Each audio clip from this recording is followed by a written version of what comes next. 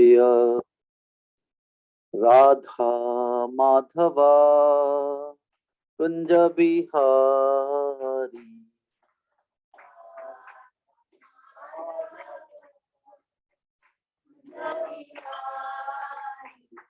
जय राधा माधवा कुंज बिहारी।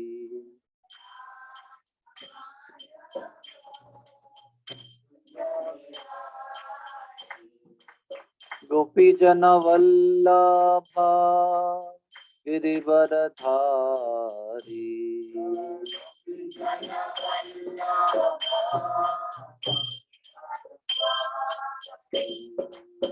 गोपी जन वल्लभा गिरिवरधारी।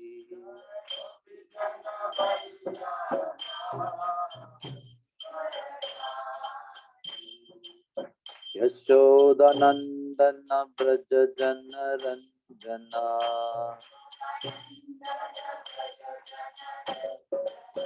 यमुना तीरा वनचारी। यमुना तीरा वनचारी। जय राधा माधवा कुंज बिहारी।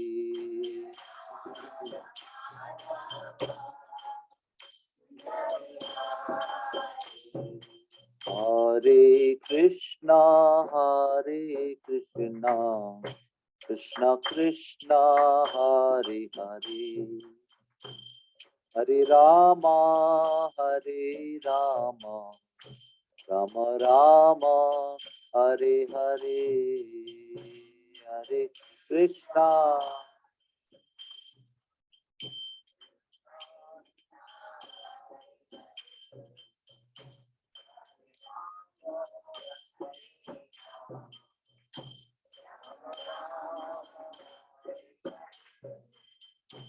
हरे कृष्णा हरे कृष्णा कृष्ण कृष्णा हरे हरे, हरे रामा राम राम हरे हरे।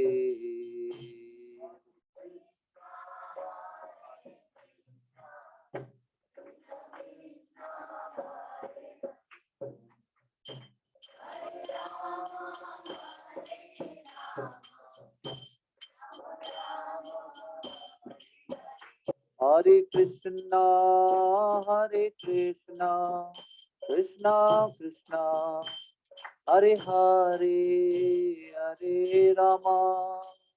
हरे रामा राम राम हरे हरे।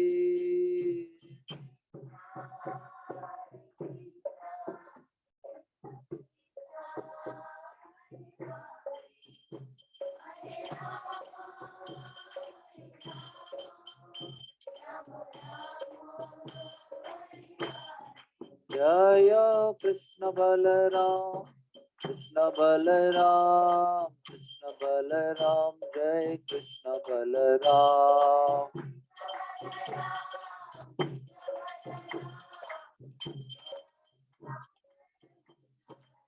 जय राधे श्याम जय राधे श्याम।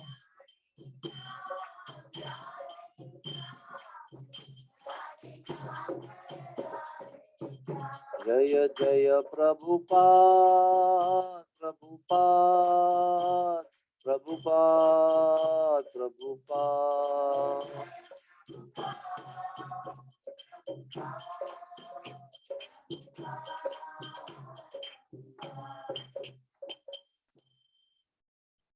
जय गौर प्रेमानंदे। जय जय श्री राधे श्याम। श्री वृंदावन धाम की जय, श्री यमुना मई की जय, श्री गिरिराज गोवर्धन की जय, श्री श्री राधा श्याम सुंदर की जय, श्री श्री कृष्ण बलराम की जय, प्रभुपाद की जय। ओम नमो भगवते वासुदेवाय। ओम नमो भगवते वासुदेवाय। ओम नमो भगवते वासुदेवाय।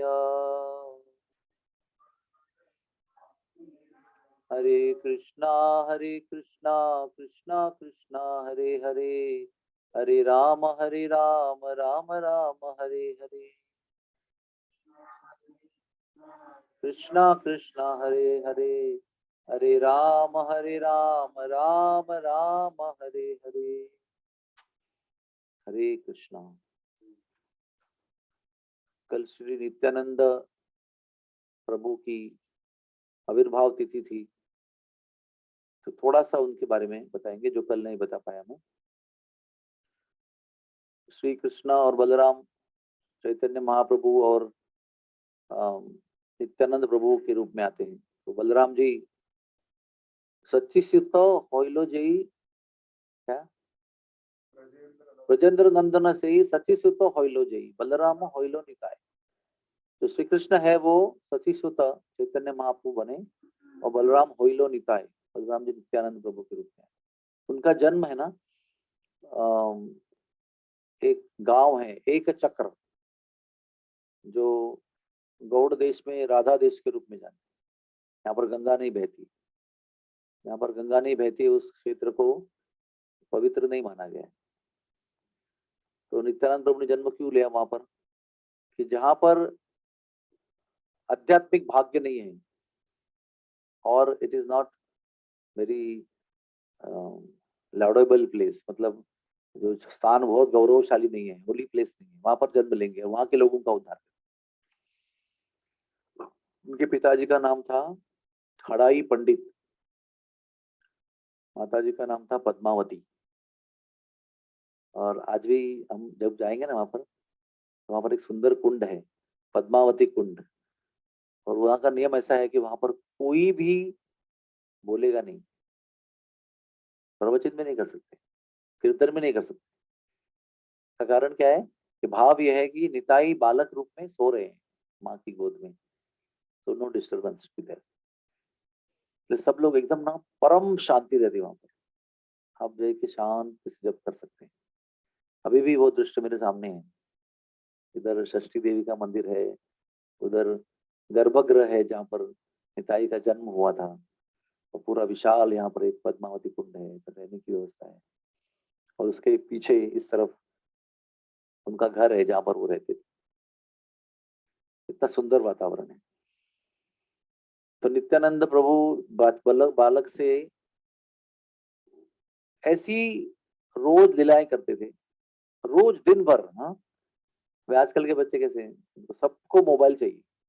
कितने से बच्चे होंगे ना 6 महीने के भी, उनको मोबाइल चाहिए, उनके अंदर कुछ ना कुछ चलना चाहिए। दूध नहीं पिएगा, चावल नहीं खाएगा, कुछ नहीं करेगा वो, और छीन लेंगे तो रोएगा जोर से। कांस्टेंट मोबाइल चाहिए, और मोबाइल नहीं तो और भी कुछ इलेक्ट्रॉनिक गैजेट चाहिए।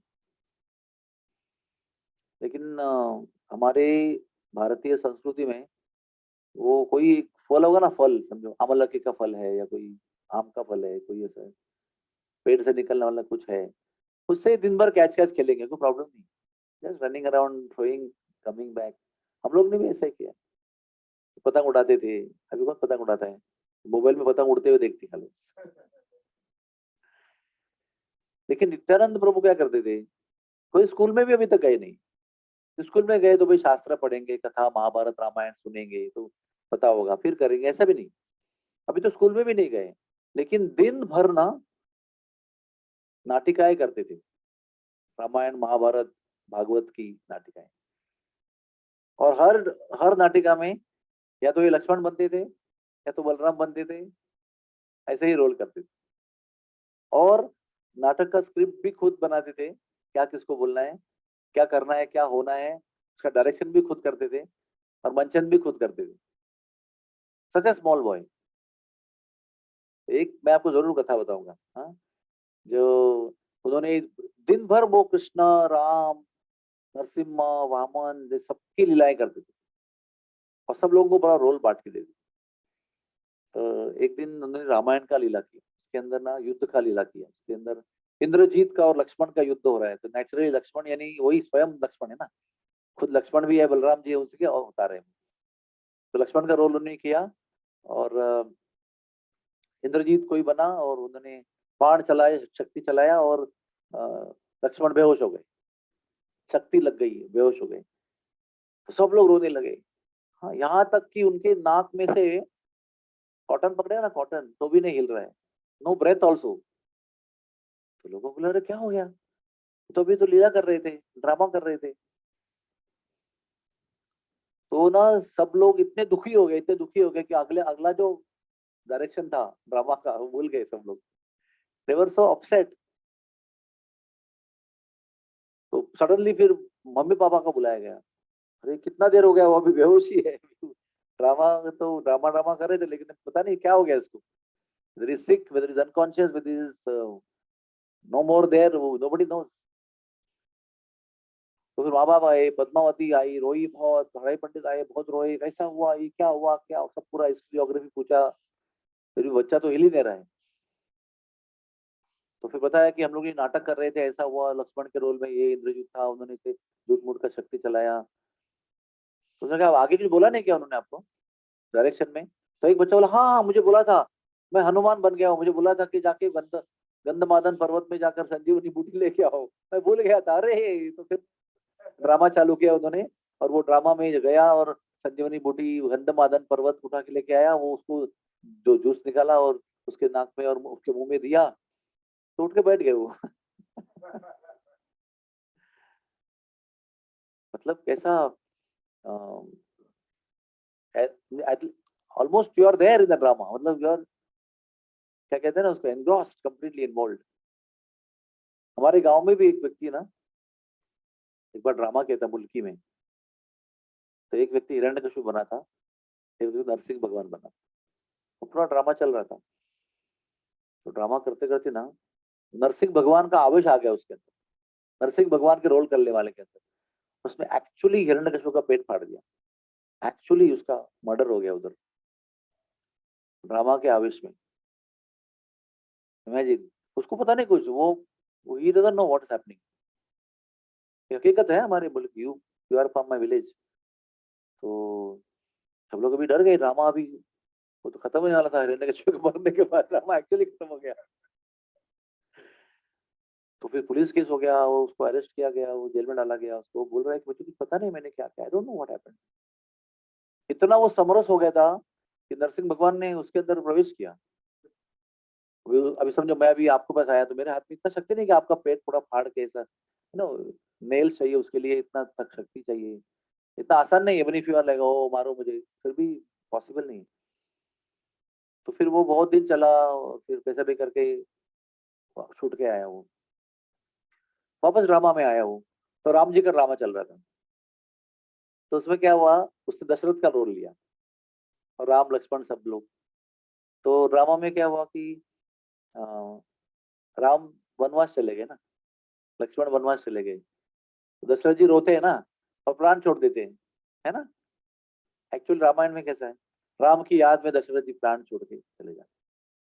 तो ये रोते रोते ना एक्चुअल ही डाइड एक्चुअली।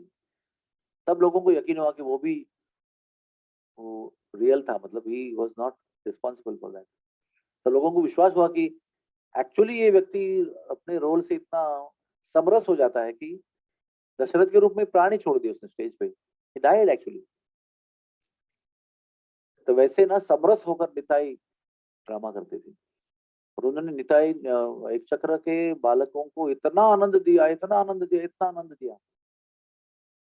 बड़े हो गए फिर एक दिन, फिर एक साधु आया, बोला कि मुझे ये तीर्थ यात्रा करनी है भारत पर, अब मैं वृद्ध हूँ, मुझे आपका लड़का चाहिए असिस्टेंट के रूप में, हेल्प करने के लिए। तो जैसे दशरथ को विश्वामित्र मुनि ने कहा था ना, मुझे राम लक्ष्मण चाहिए, मुझे राक्षसों को मारना है, उधर यज्ञ में बहुत कष्ट दे रहे हैं। तो उसमें दशरथ जी बेहोश हो गए थे कुछ समय के लिए। वो सोच नहीं सकते थे कि राम लक्ष्मण को मेरे आंखों से एक मिनट के लिए मैं छोड़ सकता हूँ। लेकिन साधु को अगर मना करते, साधु शाप दिया तो फिर अच्छा नहीं होगा। वशिष्ठ मुनि ने भी कहा, देखो विश्वामित्र मुनि है, क्रोध में आ जाएंगे तो शाप देंगे, फिर आपका अच्छा नहीं होगा। तो एक्सेप्ट किया उन्होंने। वैसे ये होश में आए तो उन्होंने कहा साधु बोल रहे हैं तो एक्सेप्ट करना चाहिए। तो निताई को छोड़ दिया उन्होंने, मतलब गो। तो नित्यानंद प्रभु ने साधु के साथ में पूरे भारतवर्ष में यात्रा की। फिर साधु ने बहुत धन्यवाद दिया, साधु अपने वापस चले गए। फिर नित्यानंद प्रभु ने अपनी यात्रा शुरू की सेपरेट, और उस यात्रा में वो वृंदावन आए। कहाँ पर आए बताओ? नित्यानंद प्रभु वृंदावन में कहाँ पर आए? हमारे जूम के ऑडियंस में कोई बोल सकता है क्या? श्रृंगार वट, यानी यहाँ से आप चले जाएंगे आगे, आपको ले जाएंगे हम लोग। श्रृंगार वट इमली तला के बहुत आगे है। श्रृंगार वट, उसको नित्यानंद वट भी कहा गया। राधा रानी एक बार रास में, रास लीला में रूठ गई थी और वहां जाके बैठ गई थी। कृष्ण ढूंढे ढूंढे वहां पर गए थे, राधा रानी रूठी हुई है। तो कृष्ण ने सब बहुत सारे फूल बिने और राधा रानी के बालों का श्रृंगार किया प्रेम से। तो राधा रानी फिर प्रसन्न हो गई, और उसी पेड़ को फिर श्रृंगार वट कहते हैं। जिस वट के, वट वृक्ष यानी बैनियन ट्री, वट वृक्ष के नीचे बैठकर राधा रानी का श्रृंगार भगवान ने किया था, बालों का सुंदर, तो उसका नाम पड़ा श्रृंगार वट। तो उसी वट के नीचे नित्यानंद प्रभु आके बैठ गए। अभी चैतन्य महाप्रभु का जन्म नहीं हुआ था, होने वाला था। तो उसके इंतजार में वो विरह में वहां पर बैठे, और यमुना जी के किनारे श्रृंगार वट के नीचे बैठकर उन्होंने जो चिंतन किया, ध्यान किया, नामस्मरण किया, तो उनकी आंखों से नदी की तरह आंसू आंसू बहते थे। तो ये वहां पर एक हौद भर गया पूरा उनके आंसू से। आज वो ड्राई है, उसमें रेती है, लेकिन वो हौद वहां पर है जहाँ पर नित्यानंद प्रभु अपने आंसू बहाया करते। सुंदर स्थान है, और वहां पर कोई भीड़ भाड़, कोई किसी को पता ही नहीं उसके बारे में। एकांत स्थली है, आप कभी भी जाओ, कोई नहीं रहता वहां पर। वहां बैठ के भजन कर सकते हो, कथा कर सकते हो। वो पेड़ है, वहां पर चित्रपट लगाया हुआ है। फिर जब भी चैतन्य महाप्रभु अः हृदय से इच्छा हुई निताई चाहिए, तो यहाँ से चले गए थे। ऐसा सुंदर लीला है उनका। तो यमुना की बात चली है, तो यमुना जी श्री वृंदावन धाम का बहुत इंपॉर्टेंट अंग है। वृंदावन धाम यमुना और गोवर्धन के बिना कंप्लीट नहीं है। तो वृंदावन है ही नहीं वो, अगर उसमें यमुना जी और गोवर्धन नहीं है। और आप लोगों को सबको पता होना चाहिए कि अभी जो चल रहा है वो कलयुग चल रहा है। कलयुग यानी क्या?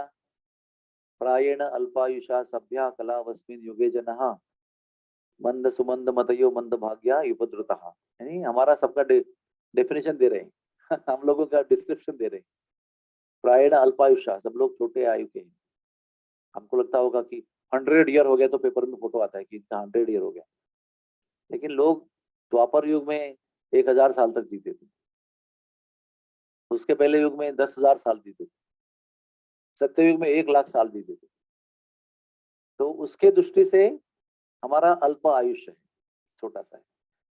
और 100 साल के मैक्सिमम बाउंड्री पे हमारा कलयुग शुरू होता है। और जैसे कलयुग आगे बढ़ता है, लाइफ कम कम कम कम होते जाता है। अभी एवरेज लाइफ स्पैन कितना है? 50-60 ईयर्स। 60 हो गया मतलब बहुत बुढ़ा हो गया, और क्या करेगा, अभी बोझ बन के रहेगा। तो प्रायण अल्पायुषा कलावस्मिन युगे जना, कलयुग के लोगों का वर्णन मंद, यानी इतने स्लो है ना हम लोग। देखो अभी मैं बरसाने में यात्रा कर रहा था, उसमें सबसे ज्यादा एज का मैं था, और सब आपकी जैसे लड़कियां थी 19-20 साल, सब पीछे और मैं सबके आगे। तो मैं रुक गया और उनको बोला, अरे आपकी उम्र क्या है, मेरी उम्र क्या है? हम सर डुलत डुलत का चालता तुम्ही, जरा फास्ट चला, जरा धावत धावत या। तो फिर रनिंग रनिंग आ गई। लेकिन ऑर्डिनरी लेवल में कैसा है, वो थायरॉक्सिन हार्मोन रहता ही नहीं उनके अंदर, ऐसा स्लोली चलेंगे। फास्ट चलने से हेल्थ भी अच्छा रहता है, लेकिन मंद मतलब क्या? Very slow. सुमंद मतयो मतलब क्या? मती भी स्लो है। दो चार काम देंगे साथ में ना, तो मम्मी बोलेगी तेरा तो आटा भी कूट दे और सब्जी भी काटना है, वो तड़का भी लगा दे, तो फिर कंफ्यूज हूँ। तो एक ही काम एक साइड पे करेंगे। मल्टीटास्किंग नहीं कर सकते। सुमंद मतयो मतलब सु यानी बहुत ज्यादा मंद, मति यानी मेंटेलिटी, स्लो माइंड है वो, बहुत ज्यादा नहीं ले सकते। दो चार कुछ बोल गया तो थोड़ा सटक जाएगा दिमाग। You cannot take things you know. मंद भाग्या, मंद भाग्या मतलब क्या? अनफॉर्चुनेट। अभी हमारा डिस्क्रिप्शन दिया है ये सभी। अनफॉर्चुनेट का मतलब क्या है? कि जिसको कुछ बहुत मूल्यवान वस्तु प्राप्त है, फिर भी उसको उसका वैल्यू ही नहीं है कुछ भी। और कौन सी मूल्यवान वस्तु कलयुग में प्राप्त है? वो है भगवान का नाम। कोई भी धर्म हो, आपका कोई प्रॉब्लम नहीं है, सबके अंदर भगवान का नाम, ये कलयुग की सबसे बड़ी, सबसे भाग्यवान भेंट है हमारे लिए, जो बाकी के युगों को भी लोगों को इतना मालूम नहीं है, इतना वो लाभ नहीं होता है उनका। और सारे बाकी युगों के जो भी लोग हैं, जैसे सत्ययुग के ऋषि हैं, त्रेता के ऋषि हैं, द्वापर के ऋषि मुनि हैं, वो हरे कृष्णा, इसको ही मंद भाग्य कहते हैं। जो अभी कह रहा हूँ वो आपको उसका प्रमाण दे रहे हैं आप मुझे, है ना? तो वो सारे ऋषि मुनि पिछले युगों के इस युग में जन्म लेना चाहते हैं। क्यों? ये तो लाइफ छोटा है, उतने ही काल में भगवान का नाम लेंगे तो तुरंत भगवान के धाम पे जब पहुंच जाएंगे। बाकी युगों में 10,000 साल 1,00,000 साल जी के भी वो प्राप्ति नहीं होती है, वो कलयुग में 50 60 साल 70 साल में हो जाती है। तो वो सब लाइन में खड़े रहते हैं कि भाई इतना लंबा मेहनत करने के बदले में ये युग में जन्म लेंगे तो बेड़ा पार। वो उनको मालूम है, लेकिन जिनको ये भाग्य प्राप्त है उनको इंटरेस्ट नहीं उसके अंदर। इसको कहते हैं मंद भाग्य। जिसके लिए पड़ोसी तड़प रहा है, वो आपके पास है, लेकिन आपको उसकी वैल्यू नहीं, आप और किसकी चीज से तड़प रहे हैं। पड़ोसी सोच रहा है कि कितनी शालीन पत्नी है इसकी, कितनी घरेलू, कितनी प्रेमी, कितनी सेवा भावी, कितनी प्रेम करने वाली पत्नी है। लेकिन यही घर में जो पति है वो सोच रहा है कि सामने वाली घर की औरत कितनी सुंदर है। No, what you have, you don't have any value for that. You don't have, उसके पीछे आपका मन भागते रहेगा। उसको मंद भाग्य कहते हैं। इसलिए आपको सबको बता रहा हूँ कि पहले अपने भाग्य को पहचानो, तो भाग्य के बारे में जानकारी करो। जानकारी नहीं होगी तो भाग्य होकर भी फायदा क्या है? तुम्हारे घर पे ही पिछले दरवाजे के पीछे जमीन पे बहुत धन पड़ा हुआ है, और आप दुनिया भर धन कमाने के लिए भाग रहे हो। फिर नॉलेज मान मिलता है कि अरे तुम्हारे पिताजी ने उधर पीछे रखा हुआ है, तो पूरा दुनिया घूम के आया, कुछ नहीं मिला, पीछे गया खोदा तो मिला। इसको भी मंदभाग्य कहते हैं। एक मंदभाग्य है अज्ञान, नॉलेज नहीं है आपको किस चीज का, you don't even know what the Fortune is. और लास्ट है उपद्रुतः। ही उपद्रुतः मतलब हमेशा डिस्टर्ब रहते हैं, परेशान रहते हैं, स्ट्रेस्ड आउट रहते हैं। कलयुग के लोगों का ना भयंकर स्ट्रेस है। पिछले युगों में ना थोड़ा काम करने के बाद में भोजन मिलता था, मतलब 8 महीने खेती करेंगे, 4 महीने सब लोग लीव पे है, annual leave for 4 months. Sorry 4 month, I am sorry, उल्टा बताया मैंने आपको। 4 महीने बारिश के आपको मेहनत करना है, और 8 महीने आप ऑफिशियल लीव पे हो, क्योंकि 4 महीने में जो कमाई करेंगे वो 8 महीने भजन करना है, खाली ओनली भजन। और आजकल के लोगों के लिए 12 12 घंटा 15 15 घंटा काम करने के बाद भी टू एंड्स कैनॉट मीट, है ना? तो ये हमारे कलयुग की व्याख्या है। तो ये बात कहाँ से निकली थी बताओ आप मुझे? कलयुग की जिक्र कहाँ से हुआ था? तो श्री कृष्ण भगवान जो हैं वो हमें ये मौका दे रहे हैं कि ऐसा होने पर भी एक वस्तु ऐसी है, कलेर दोषेर निधिर राजन अस्ति एको महान गुणा। एक ऐसा गुण है इस सब दुर्गुणों के बीच में, वो है कीर्तनाद एव कृष्णस्य मुक्त संग परम ब्रजेत। भगवान के नाम का जो सहारा लेगा वो ये सब कुछ होते हुए भी पार हो जाएगा। ये फॉर्चून है। और इसको जो पहनाएगा मुक्त संग परम ब्रजेत, मतलब परम ब्रजेत यानी जहाँ परम गति हमारी है, जहाँ पर हाईएस्ट डेस्टिनेशन है, वहां पर आप पहुंच सकते हैं केवल कीर्तनाद एव कृष्णस्य। और ये बताने के लिए चैतन्य महाप्रभु आए। और सब कुछ अपना चक्र वगैरह सब छोड़ के आए, बोले कुछ यूज नहीं करना है इसके। कितनी कृपा है देखो। हम लोगों को ना उसका एसेंशियल मैसेज लेना चाहिए। एसेंशियल मैसेज ये है कि भगवान नाम ही सर्वतोपरि है, और भगवान का नाम का स्मरण करना ही मनुष्य जीवन का प्राइमरी बिजनेस है। और वो प्राइमरी बिजनेस के लिए अनुकूल धाम में आकर रहना कभी कभी अनुकूल है, सुबह का समय भी अनुकूल है, और कुछ समय साल में छोड़कर धाम में आकर रहकर ये सब करना चाहिए। एक्सक्लूसिव भजन भगवान का और दर्शन लीला श्रवण सुनना है भगवान के विषय में, फुल टाइम डेडिकेशन होना चाहिए ताकि हमारा जीवन सफल हो जाए। तो ये नित्यानंद प्रभु भी वहां से चले गए और चैतन्य महाप्रभु का उनका मिलन हुआ और आगे का लीला शुरू हुआ। फिर चैतन्य महाप्रभु वृंदावन में आए 1515 में। बहुत समय तक वृंदावन में आने का कोशिश कर रहे थे। जब से संन्यास लिया उन्होंने, संन्यास लिया तो भाव में इतने भाव में व्याकुल हो गए कि पहले वृंदावन जाने का इच्छा हुआ उनको, I want to go to Vrindavan. But भक्त उनको जगन्नाथपुरी ले गए, तो जगन्नाथपुरी से बहुत कोशिश किया वृंदावन आना है वृंदावन आना है। ये भी स्टोरी जो बता रहा हूँ वो बहुत इंपॉर्टेंट है। हम लोग में से ना कई लोग वृंदावन में आने के लिए, आप लोग ने बाहर काफी फील्डिंग किया ना, जाना है। आप लोग जूनियर हो कि सीनियर हो पिछले बैच से? जूनियर है। पिछली बैच है ना, उनका टर्न कैंसिल हो गया, तो वो लोग ऐसा ऊपर नीचे हो रहे थे, हम तो जाने वाले हैं अभी हमको। तो कुछ ना कुछ तड़प उनके अंदर थी कि अरे we missed out something which we should not have missed. और आप लोगों का रूटीन है, राइट? तो आप लोग इतने तड़पे नहीं हो वृंदावन आने के लिए। हमने सुना है अच्छा है अच्छा है, तो जरूरी है।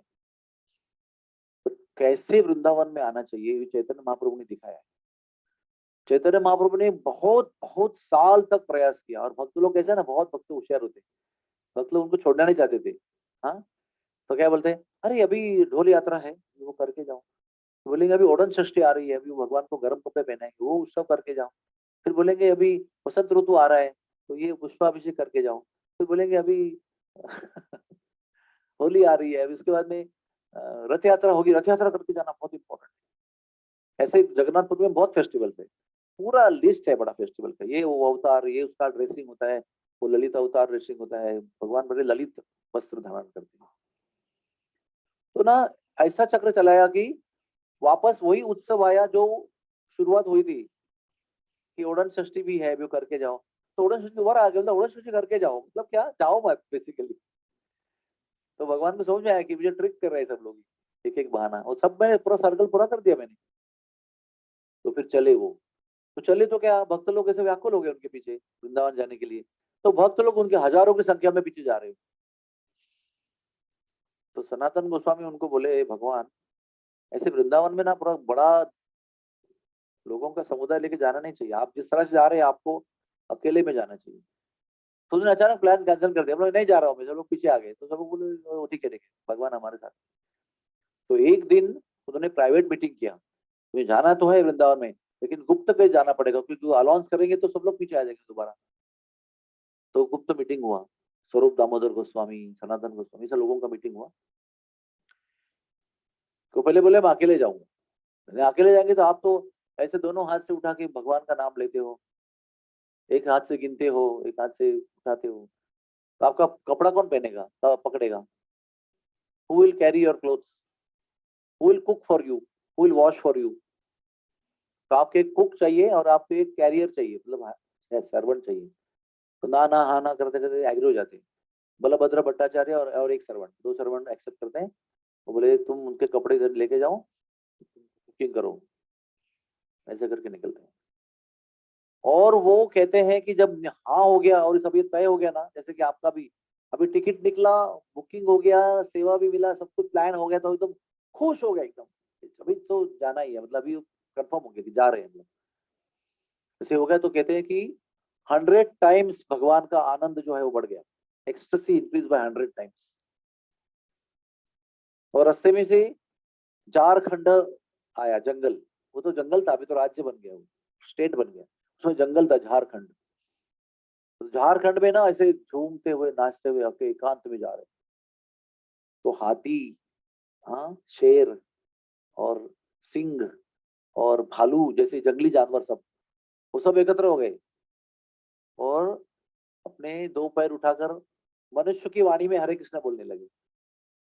इनको देखकर हाथी की आवाज में, मतलब मनुष्य की वाणी में यानी हाथी का टोन, सिंह की टोन में मनुष्य की आवाज, शेर की टोन में मनुष्य की आवाज, ऐसे सारे जानवर जो है वो एक्चुअल वर्बैटिम हरे कृष्ण महामंत्र बोलते हुए नाचने लगे, अपने दो पैर ऊपर उठाते हुए।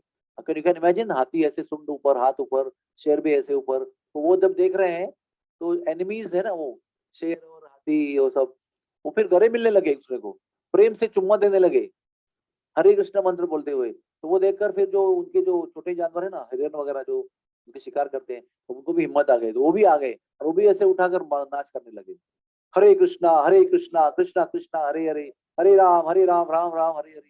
इतना आनंद आएगा, मैं तो वो अब इमेजिन नहीं कर सकता कि कैसे जो शत्रु जानवर है वो भी एकत्र होकर कीर्तन कर। फिर वो जो शिकार करने वाले और शिकार जो थे, मतलब शेर और हिरन, वो भी गले मिलकर चुम्मा लेकर कीर्तन कर रहे। तब बोलते हैं उनका आनंद जो है वो 1000 गुना बढ़ गया ये सब देखते हुए।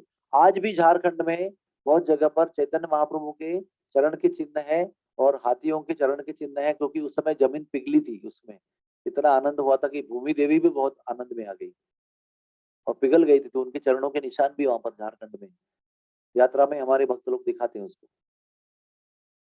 फिर जब भगवान मथुरा पहुंचे, ये सब करते करते, कोई गाड़ी नहीं थी, पश्चिम एक्सप्रेस, अनरिजर्व रिजर्व जो भी कुछ, हावड़ा बांद्रा एक्सप्रेस नहीं था उधर, पैदल जा रहे हैं जंगल में से। उस समय कुछ था नहीं, हिमालय में भी पैदल जाते थे लोग, वापस आते ही नहीं थे, मतलब बाय बाय करके जाते थे लोगों को। फिर मथुरा आए तो कहते हैं 10,000 गुना उनका एक्सटेसी बढ़ा कि अभी मैं बॉर्डर पे आ गया वृंदावन के। और जब अंदर प्रवेश किया तो 100,000 टाइम्स हिज आनंद इंक्रीज्ड, आनंद की वृद्धि हो गई उनकी। ऐसे वृंदावन में प्रवेश कर, तो अप्रिशिएट कि हम कहाँ जा रहे हैं। जिसको वृंदावन के बारे में पता है तो फिर वैसे वो उसका आनंद बढ़ते जाएगा। तो जाते ही तुरंत धाड़ करके मथुरा स्टेशन में प्रणाम करेगा, अरे आ गया मैं मथुरा, बलराम जी की भूमि पर मैं आ गया, कृष्ण की भूमि पर आ गया, स्वयं भूमि बलराम जी है। फिर चैतन्य महाप्रभु 2 महीने यहाँ पर रहे और 2 महीने यहाँ पर उन्होंने इतना आनंद लिया, इतना आनंद लिया। और वही प्रॉब्लम होता है ना, जब बड़ा कोई आदमी आता है ना तो उसके असिस्टेंट का लाइफ बहुत बेकार हो जाता है। अभी वो उनको लंच और डिनर के लिए इतनी इन्विटेशन है, अभी लंच और डिनर 2 ही होते हैं ना, और आमंत्रण 25 है, तो 23 लोग को तो दुख देना है आपको, और 2 लोग के पास जाना है, और 23 लोग गाली देंगे आपको, उनका अपराध करेंगे आप, क्योंकि उनका रिक्वेस्ट एक्सेप्ट नहीं किया। लेकिन रियलिटी क्या है कि एक लंच होता है, एक डिनर होता है, 2 ही घर में जा सकते हैं, 25 घर में कैसे जा सकते हैं।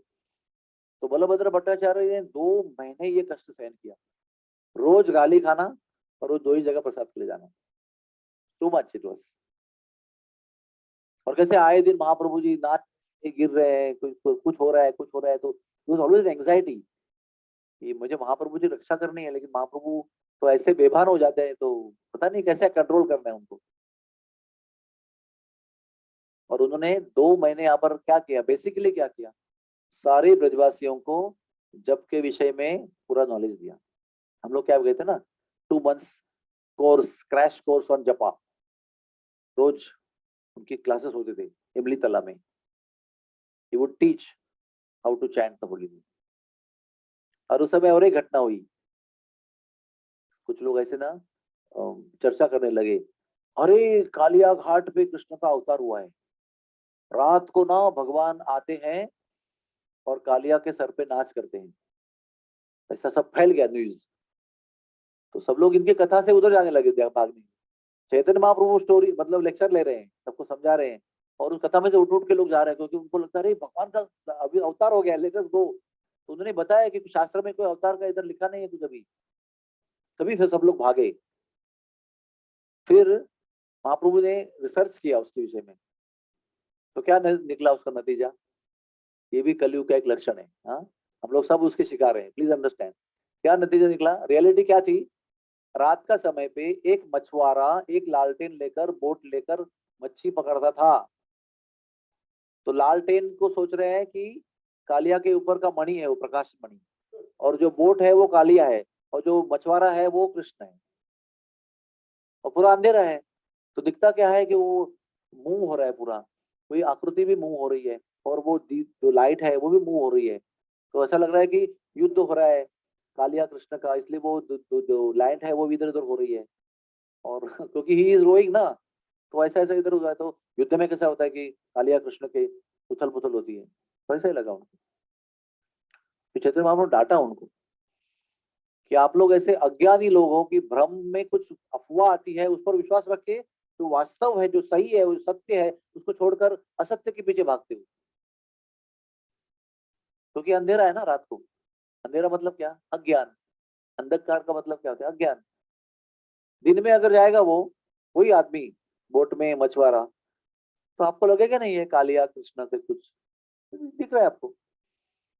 लेकिन रात में भी आप सत्य के पीछे रहोगे तो असत्य से बच सकते हो, लेकिन सत्य का सहारा आपको लेना चाहिए, सत्संग का। तो रात के अंदर भी आप भटकोगे नहीं, आपको पता है कि ये सब झूठ है। चैतन्य महाप्रभु ने बहुत आनंद दिया यहाँ पर। इमली तला नाम की जगह है जहाँ पर ले जाऊंगा आपको, वहां पर वो रोज जप करते थे,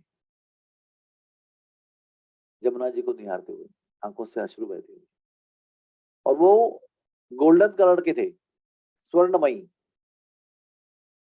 और वहां जप करते थे ना, तो कृष्ण का नाम लेते थे ना, श्री कृष्ण हरे कृष्ण कृष्ण कृष्ण हरे हरे, हरि राम राम राम हरे हरे। उसी मंत्र का प्रचार करते थे, उसी मंत्र को जपते थे। तो वो गोरे रंग के, स्वर्णिम रंग के, गोल्डन येलो कलर के चैतन्य महाप्रभु सांवले रंग के हुआ करते थे, कृष्णमय हो जाते थे। कृष्ण का नाम ऐसे उच्चारण करते थे कि कृष्णमय ही हो जाते थे। हम लोग कृष्ण का नाम लेते ही सो जाते हैं। The easiest activity, the natural consequence of sitting and chanting is to go to sleep. और वहां प्रभु चैतन्य दिखा रहे हैं कि जब कैसे होना चाहिए। हृदय में राधा रानी के दो चरण के ऊपर चिंतन हो रहा है, ध्यान हो रहा है, और मुख से कृष्ण की बात कर रहा हूं मैं।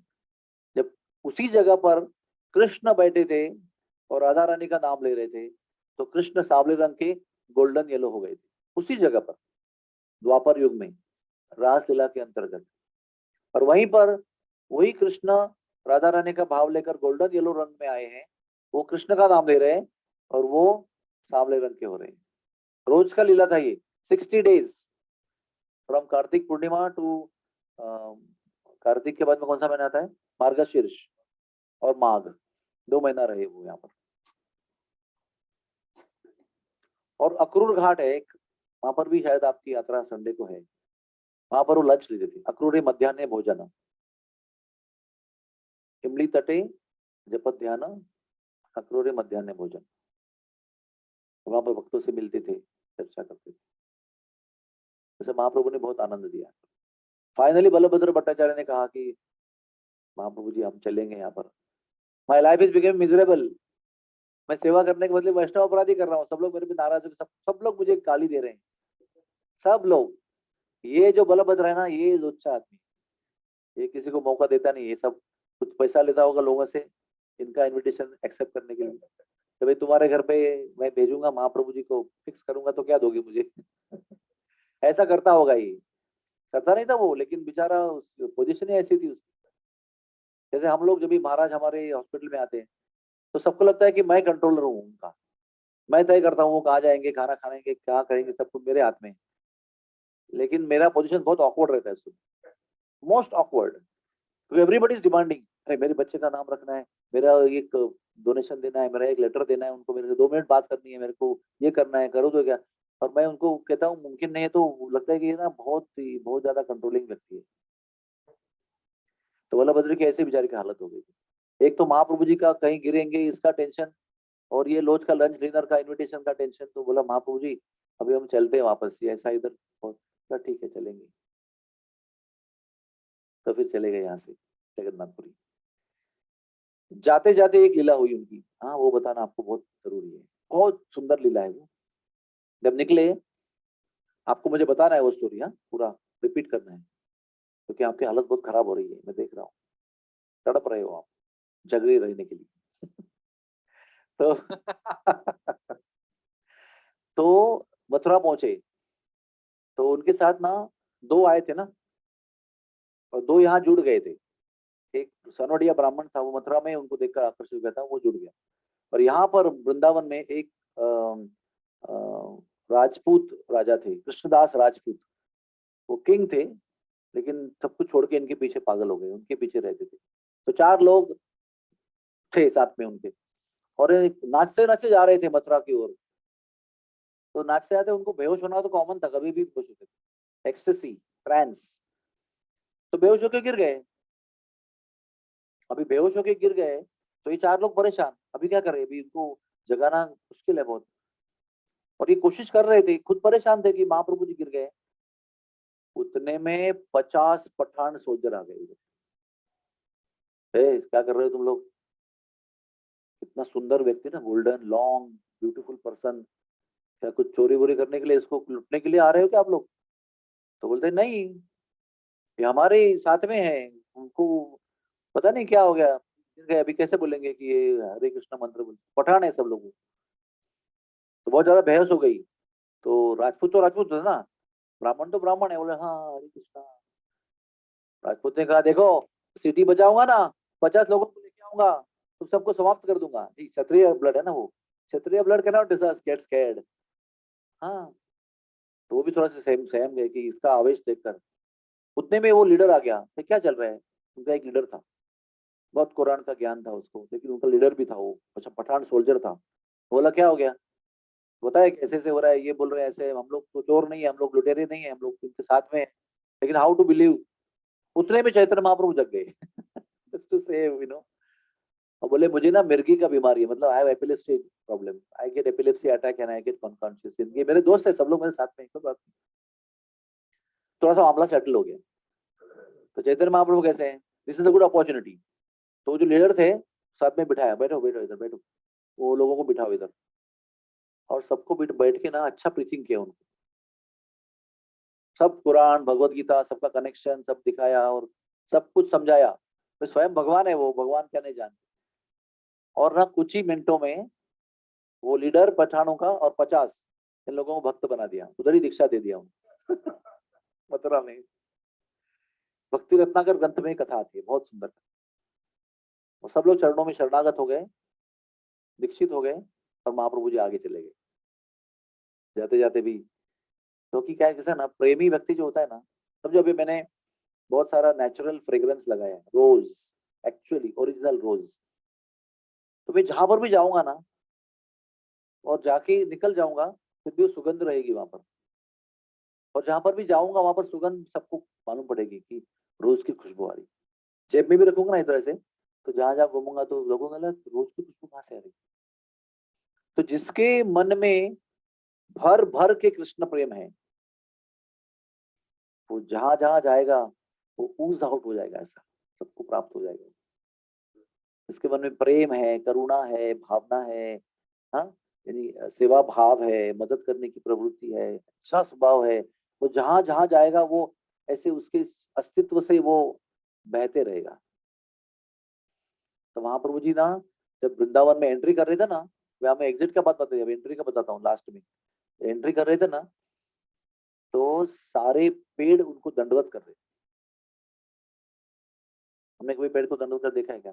पेड़ ऐसे हिल सकते हैं, और ऐसे ऐसे ऐसे ऐसे पत्ते गिर सकते हैं, ऐसे ऐसे तूफान में हिल सकते हैं जोर जोर से, लेकिन दंडवत करने देखा है कभी आपने? बहुत सारे पेड़ों ने दंडवत किया, और बहुत सारे पेड़ों ने क्या किया, अपने फल फल भरे हुए ब्रांचेस है ना, वो भी लो कर दिए, प्लीज टेक। तो हम लोग चल नहीं सकते हैं, और हमारे आप हमारी इच्छा है कि आपके पीछे हम भी भागे, लेकिन हम लोग पेड़ हैं, भाग नहीं सकते हैं। तो कम से कम हम झुक सकते हैं, प्रणाम कर सकते हैं, आपके फूल और फल आपको दे सकते हैं। फूल वाले पेड़ जो है वो कांप रहे हैं, और चरणों में फूलों की वर्षा कर रहे हैं।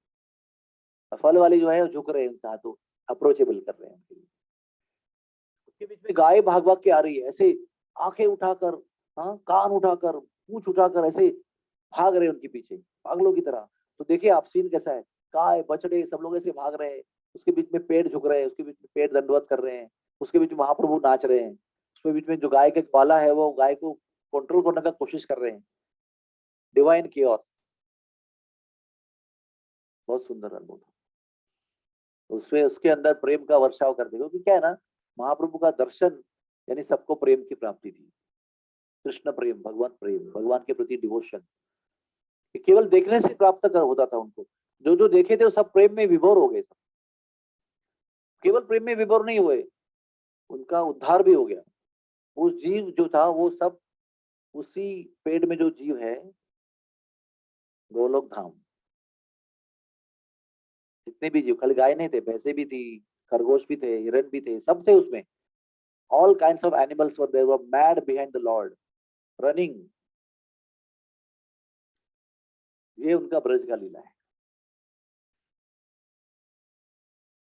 तो हम लोग के अंदर तो ऐसा तो परिवर्तन होता नहीं, लेकिन हो सकता है अगर हम सब लोग भगवान के नाम का आश्रय लेंगे, भगवान का नाम गंभीरता से स्वीकार करेंगे और भक्तों की सेवा करेंगे। Two things, serving saintly people and chanting the Holi names, ये दो चीज करेंगे तो ये वृंदावन का जो एक्सटेसी का अनुभव है, एक्सटेसी, ब्यूटी एंड चार्म, कल मैंने कहा था आपको ना, एक्सटेसी, ब्यूटी एंड चार्म, ये तीनों का अनुभव आपको होगा। क्योंकि सब लोग आनंद खोज रहे हैं। देखो, हम लोग में से कोई ऐसा नहीं है जो आनंद नहीं चाहिए। Everybody is searching for happiness. काला हो, गोरा हो, हिंदू हो, क्रिश्चियन हो, मुस्लिम हो, अमेरिकन हो, इंडियन हो, ब्रिटिश हो, यूरोपियन हो, पढ़ा लिखा हो, अनपढ़ हो, सबको खुशी चाहिए। एवरीबडी सर्चिंग फॉर हैप्पीनेस, और वो मिल जाएगी आपको। वो भी रियल, इल्यूजरी नहीं। गलत काम करके जो मिलती है वो इल्यूजरी होती है, टेम्पररी होती है, समाप्त हो जाती है। लेकिन जो सही आनंद होता है ना, वो टिकने वाला होता है लंबे समय तक। आज शुरू हुआ तो वो आपके जीवन में आपके साथ में रहेगा। अगर नाम को पकड़ के रखेंगे तो आपके साथ रहेगा, वो छोड़ेगा नहीं आपको। It will be always with you, आप कुछ भी करो। सो ये जो रास्ता है ना भक्ति का, ये मनुष्य के लिए दिया गया है। It is given to human being, not to animals. But animals को भी भगवान ने प्रेम दिया, लेकिन मनुष्य के लिए आसान है ये, एनिमल्स को आसान नहीं। आप उसको प्रसाद देंगे तो वो खाएगा, उसके लिए अपने आप प्रसाद बनाने की और पाने की शक्ति नहीं है। आप देंगे तो खाएगा। आप अगर सत्संग कर रहे हैं और कुत्ता बैठा है तो वो सुनेगा, मतलब जो भी कुछ है। यहाँ पे ऐसे कई कुत्ते हैं, यहाँ पर कई जानवर ऐसे हैं जो कथा में आके बैठ जाते हैं। बोलो, हर रोज हमारी मायापुर के, मेरी मायापुर की यात्रा में एक कुत्ता हर दिन हमारे साथ में आया। बस में भी आया, बोट में भी आया, सारी कथा में बैठा, चुपचाप प्रसाद पाया, सब भक्तों के बीच में अनाउंसमेंट के साथ साथ बस में बैठा, वापस रावत भी हमारी मायापुर में लौट के आया, और एक भी बार भूखा नहीं। उसके बाद सब लोग भोंकते रहे, वो शांति से चलता रहा भक्तों के बीच में, बैठ के कथा सुनता रहा। बराबर हम लोग करते थे अनाउंसमेंट ना कि आज हम लोग बोट से जाएंगे, तो ये बंदा किनारे पे वहां पर आके बैठ जाता था और बोट में आके बैठता था। और जिस दिन बस से जाना है कहीं, तो बस जहाँ खड़ी है वहां पर आ जाता था। और सब कोई भीड़ भाड़ घुसने का आराम से डिसिप्लिन वाइज बस में आके बैठता। सब लोग उनको आसरा दिया, प्रसाद खाया, सब कुछ किया। 9 days he was with us. और ऐसे ये मेरी खुद की यात्रा का अनुभव है, ऐसे कई यात्राओं में ऐसे जानवर लोग आते रहते हैं। खार का हमारा सेंटर है ना महाप्रभु जी का, उसमें भी कई कुत्ते हर फ्राइडे को आकर पूरा सत्संग सुनते थे और सबसे लास्ट में प्रसाद पाकर चले जाते थे। No barking, no nothing, no disturb, nothing, किसी को डिस्टर्ब नहीं करती। तो जब मनुष्य देंगे उनको लाभ तो वो ले सकते, लेकिन मनुष्य खुद लाभ ले सकते। You can cook and you can offer to the Lord and eat prasad. You can chant Hare Krishna. You can go to pilgrimage and you can do ब्रजवासी सेवा। कुत्ता बिल्ली वो उतना कैपेसिटी उनके अंदर। आपके घर की रक्षा कर सकते हैं, आपका घर का प्रसाद खा सकते हैं, कीर्तन सुन सकते हैं। लिमिटेड पॉसिबिलिटी है उनके लिए, लेकिन आपके लिए फुल पॉसिबिलिटी है। अस्त्रीय को महान गुणा, कलयुग का जन्म जो है इतना भाग्यवान है, उसमें वृंदावन की प्राप्ति आपको मिल रही है सेवा करने की। इससे बड़ा भाग्य क्या हो सकता है? आपके अनंत जन्मों के पुण्य जो है ना वो फलित हो गए। All your pious activities done in millions of lifetimes behind are given fruits, are fruitful now. Successfully. बहुत बहुत धन्यवाद। हरे कृष्णा कृष्ण कृष्ण हरे हरे, हरे राम राम राम हरे हरे। क्वेश्चन है किसी का? हाँ प्रभु जी, हरे कृष्णा, हाँ, दंडवत प्रणाम। दंडवत प्रभु प्रणाम। जी, I just wanted to understand why was Nityanand born in एकचक्र? वो मुझे अभी तक grasp नहीं हुआ है। हाँ, वो उसका मैंने बताया था, आप शायद लेट आ गई, कोई बात प्रॉब्लम नहीं है। गंगा जहाँ नहीं बहती है उसको पवित्र नहीं माना गया, और ऐसी जगह पर जो गलत लोग होते हैं वो जन्म लेते हैं, जो पापी लोग वगैरह। तो नित्यानंद प्रभु परम परम करुणा, हाँ, अकरोद परमानंद नित्यानंद राम, कई उनके वर्णन हैं। तो इतनी करुणा नित्यानंद प्रभु के अंदर है कि वो जहाँ सबसे पतित लोग रहते हैं वहां पर जन्म लिया, जस्ट टू एलिवेट देम। आपको सुनकर आश्चर्य होगा कि नित्यानंद प्रभु की कृपा से एक चक्र धाम में यमुना प्रकट हुई। छोटी सी है, can cross by foot also, लेकिन वहां बह रही है कंटिन्यूअसली। और एक चक्र धाम वो है जहां पर बकासुर का भीमसेन ने वध किया था वनवास में, अज्ञातवास में। अज्ञातवास में नहीं, कुंती देवी साथ में थी, मतलब शादी के पहले उनका कुछ उधर जो वारणावत में जलाया था ना उनको, उसमें जो गायब हो गए थे ना, उसमें वो एक चक्र में रहे। तो वहां पर भीमसेन ने बकासुर का वध किया। तो ये करुणा का उनका प्रमाण है। नित्यानंद प्रभु जहां पर सबसे पतित लोग ने जन्म लिया था वहां पर जन्म लेकर उनका उद्धार किया। और कोई प्रश्न है? You have any question, anybody? जय जय श्री राधे।